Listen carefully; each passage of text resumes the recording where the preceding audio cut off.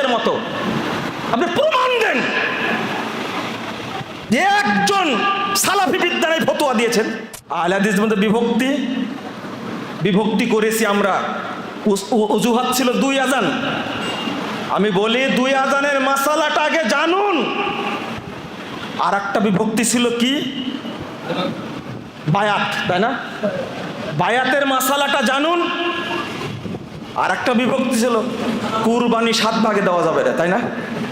গতকাল একজন প্রশ্ন করেছে আমাকে, এই ফরিদপুরে 7 ভাগে কুরবানি দেওয়া যাবে কিনা।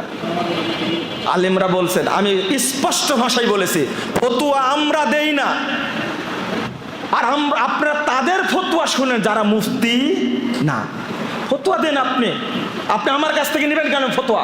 আপনি শেখ বিন বাসকে জিজ্ঞেস করেন, শেখ উসাইমিনকে জিজ্ঞেস করেন, সৌদি আরবের ফতোয়া বোর্ডকে জিজ্ঞেস করেন 7 ভাগে কুরবানি দেওয়া যাবে কি না, তাই না?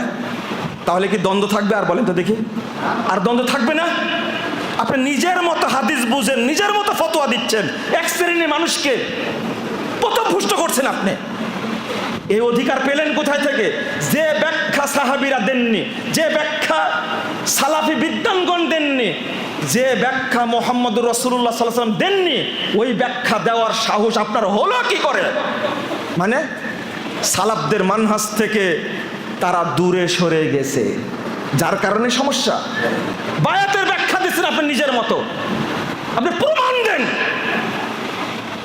যে একজন সালাফি বিদ্যায় ফতোয়া দিয়েছেন নিজের মতো। আল্লাহ কি বলে দিয়েছেন? আল্লাহ বলছেন, ফাইন আমানু বিমিসলি মা আমানতুম বি ফাকাদ ইহতাদাও। ফাইন আমানু বিমিসলি মা আমানতুম বি। আল্লাহ বলছেন সাহাবায়ে কেরামকে, কি চমৎকার! 137 নম্বর আয়াত সূরা বাকারা। ফাইন আমানু বিমিসলি মা আমানতুম বি।